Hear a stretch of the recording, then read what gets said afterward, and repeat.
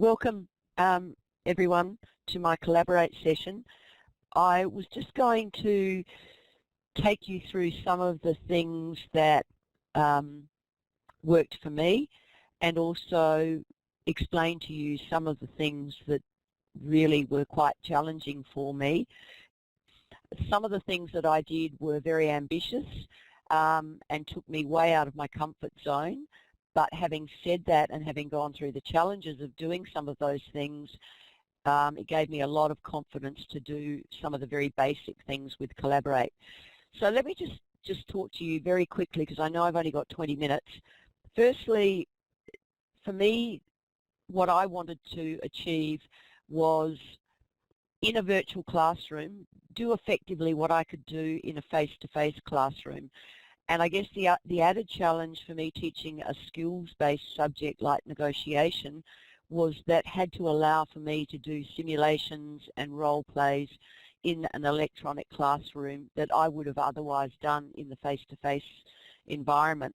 So that was a huge challenge for me. I think if you are not teaching a subject that by its very nature needs to be interactive and engaging, probably Collaborate would be a lot easier to use.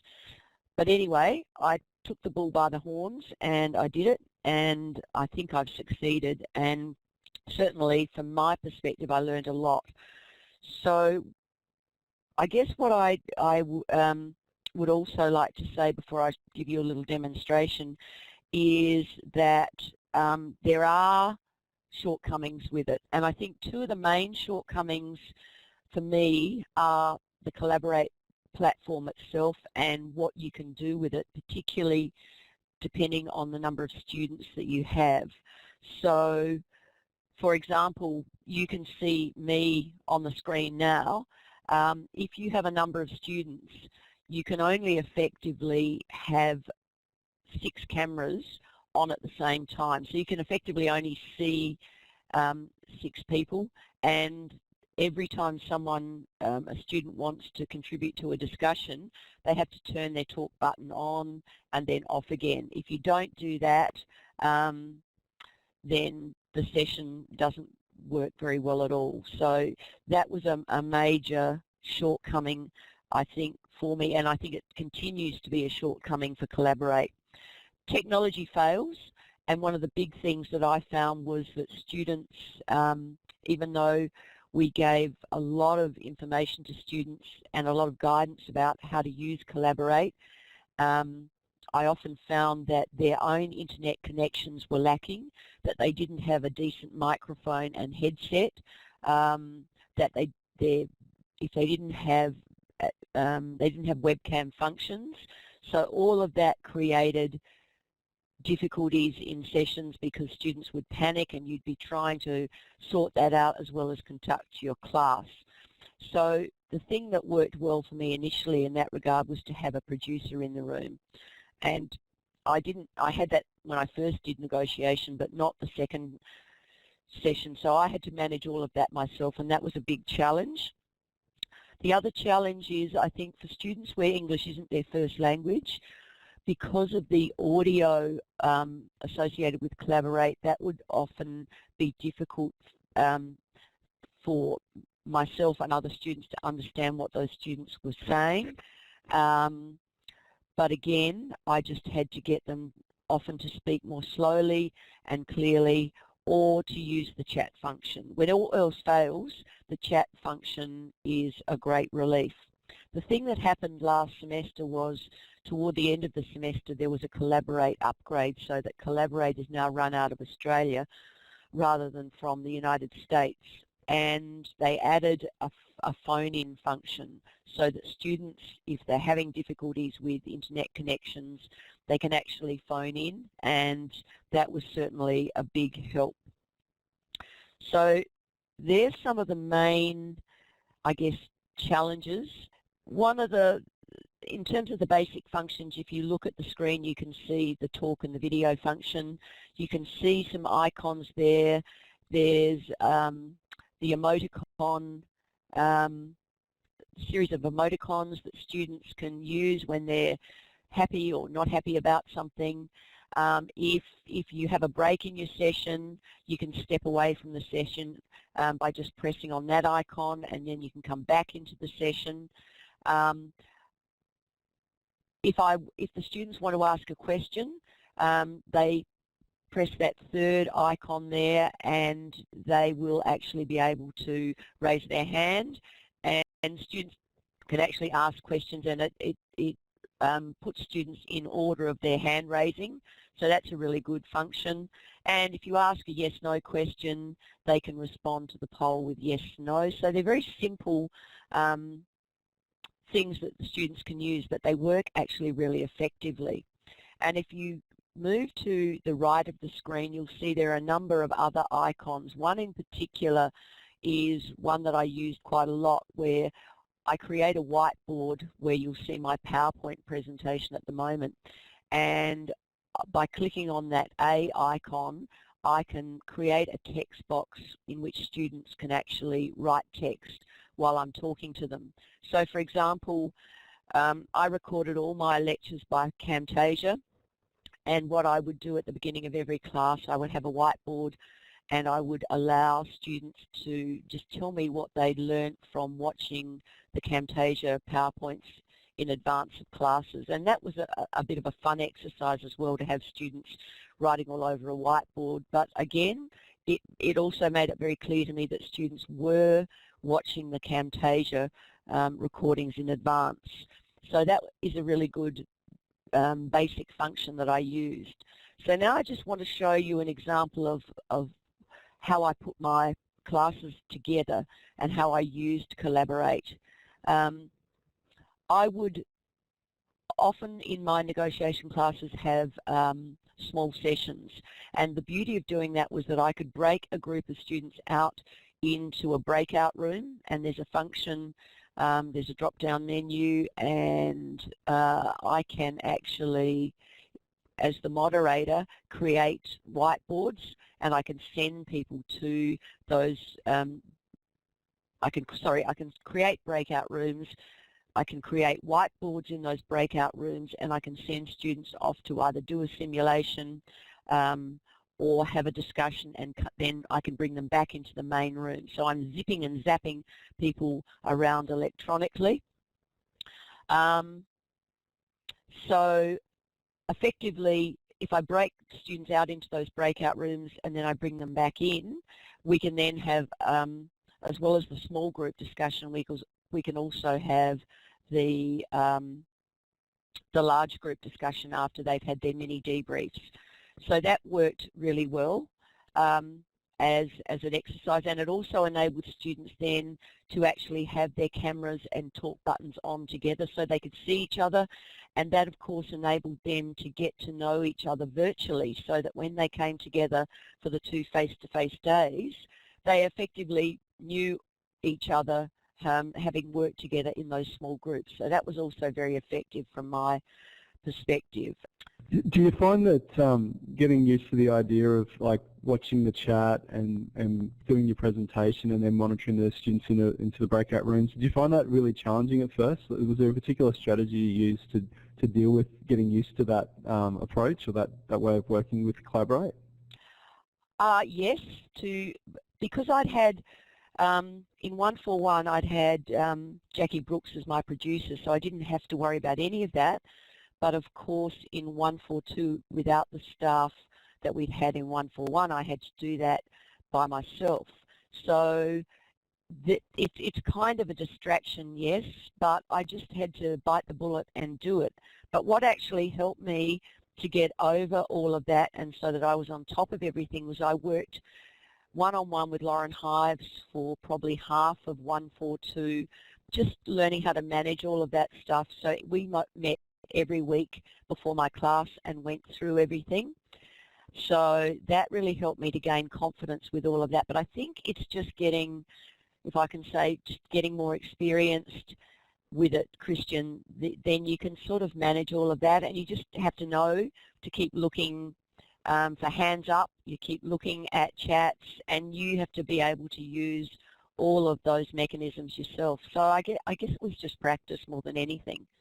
But I have to say, to begin with, I felt very, very challenged about that. But again, it taught me a lot about what I needed to know if I was going to work in this kind of environment. And I think the other thing that you have to be aware of is that if you panic and fall apart, then your session will fall apart. So I just had to manage that. Nick, you've got a question. So you're recording this from your office at the moment? Yes, I am. And so the people who are watching this recording later will be seeing the interface that's on your computer? Correct. Do you know how that differs from what the students would be seeing? So I'm assuming, for example, that I'm looking at the Collaborator interface as well, and so I've got the power to actually change the slides and do things like that.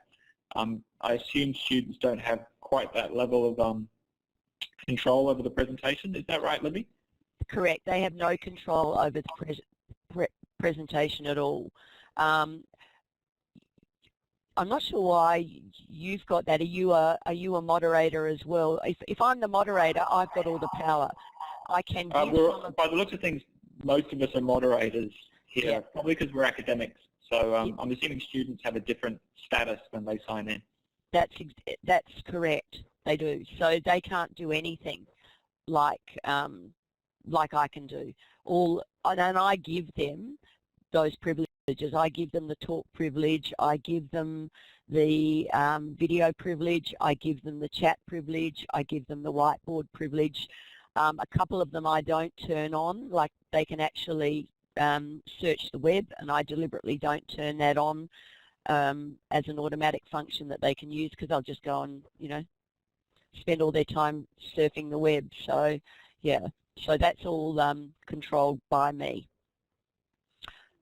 Okay, the other question I have is, I've got my camera switched on at the moment, so you can obviously see my little face up there, but do you recommend students leave the camera switched on, or do you suggest they switch those off if they're not talking? What happens is that the students switch off their talk and video. They can obviously still see and hear me, and then when they're going to talk, then they turn their talk and their video buttons on again. If you don't do that, then people drop out and it becomes a nightmare. So it's just once they get, it probably takes the first 2 sessions for them to get used to all of this new stuff, but once you just stick to that routine, it works really well. And as I said, for me, getting them to work together so that they got to know each other before the 2 face-to-face classes I held was the key for me, was using breakout rooms and breaking them out into small groups where they could actually keep their talk and video buttons on.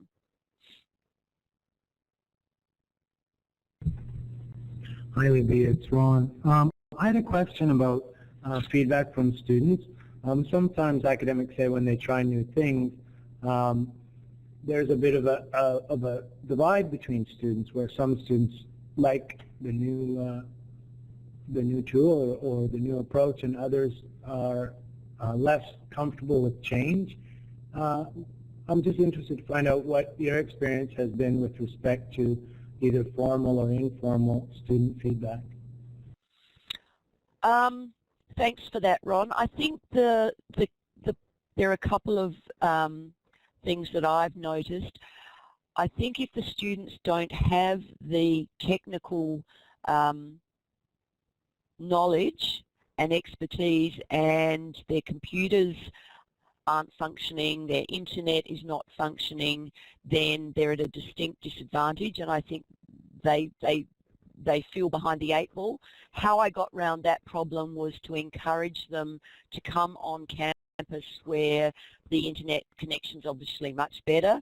I got them to go down and take their computers to IT to make sure there were no issues, and I would generally meet with those students between the classes to make sure that they hadn't missed stuff.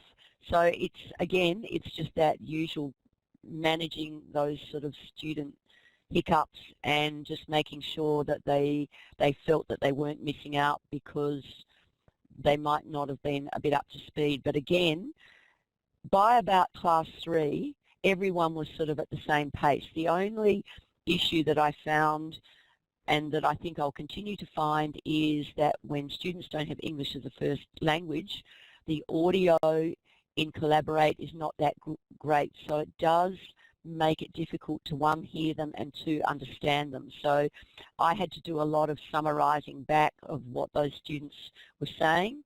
And again, I would also select students to have input into discussions if I felt that they weren't contributing or not able to contribute. And Diana, you've got a question down there.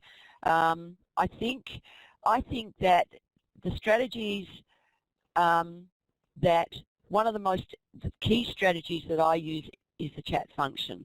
If people are having difficulty, or I will actually see that they're dropping in and out of the main room if they're having internet connections. So I will encourage them to communicate using chat when they come back in. So I think, to answer your question, you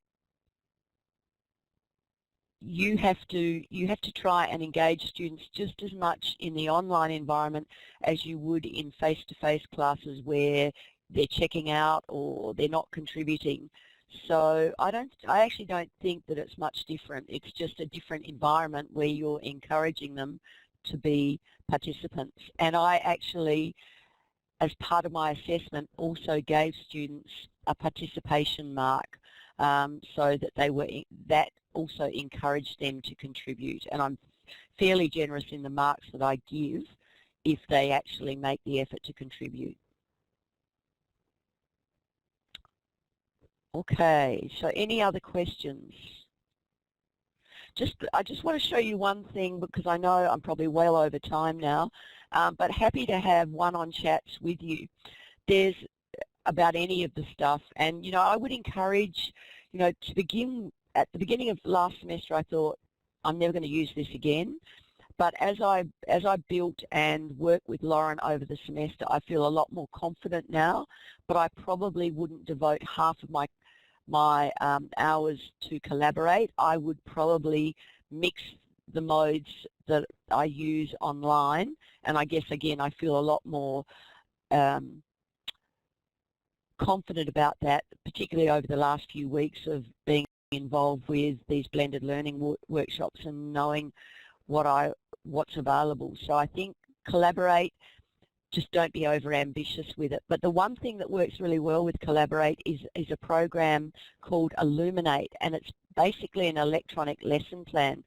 So what I do is I create a lesson plan for myself, and then I can use Illuminate to upload a lesson plan into Collaborate. And what you're seeing on my screen is the lesson plan, but I can actually highlight some of the PowerPoints.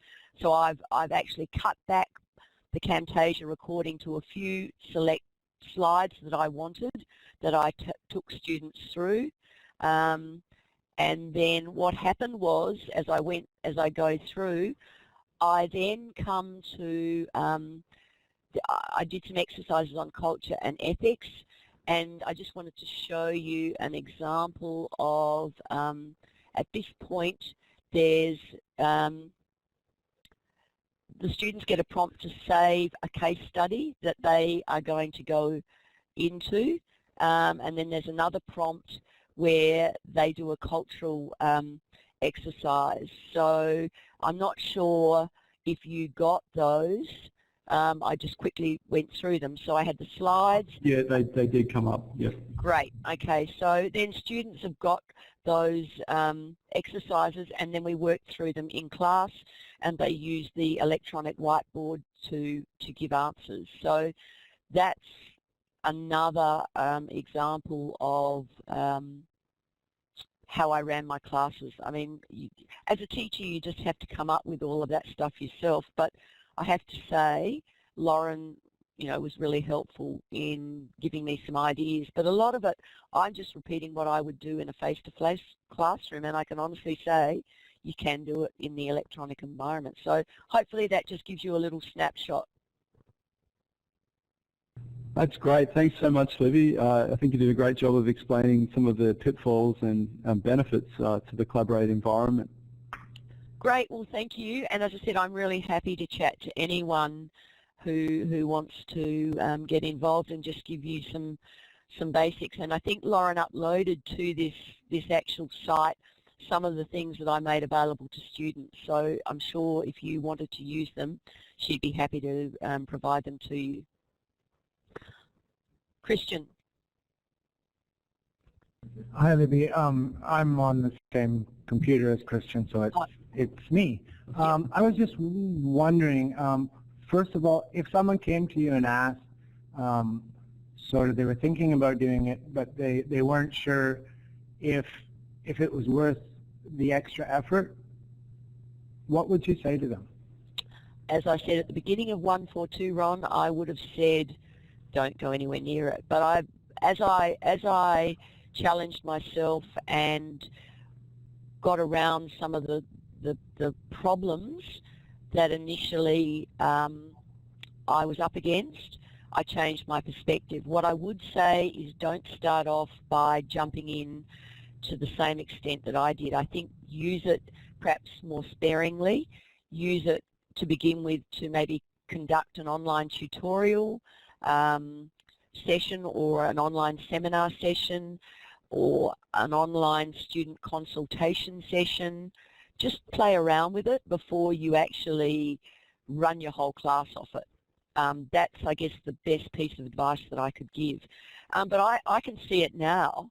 I could use this to run advocacy sessions. There's no reason why you couldn't run mooting sessions online. It's not just a virtual classroom. I think you can use it as just to interact with students in a more general sense. And I think if you start that way, it'll be a lot easier, and you're less likely to then have to manage those challenges that I had to manage on the spot. Thank you very much. I know that Lauren has mentioned that it's possible to use Blackboard as a sort of a virtual office for consultation hours and things like that. Have you thought of doing that, or have you heard of anyone doing that? I know that Lauren does it. I would actually do it, and in fact I would like to get my assessment and exam consults online doing that. The challenge there is you've got to educate students before they use Collaborate as to what they need to have to be able to use it and how it's used. So I think there needs to be more student education in a general sense about this platform before you just step into doing that sort of stuff. It's fine if you use it as you're over the semester, but for students to do one-offs, you really need to have some good education about the platform for them. Okay, thanks everyone. I might actually toddle over now and just see what's happening in your face-to-face environment, but thank you everyone for your attention.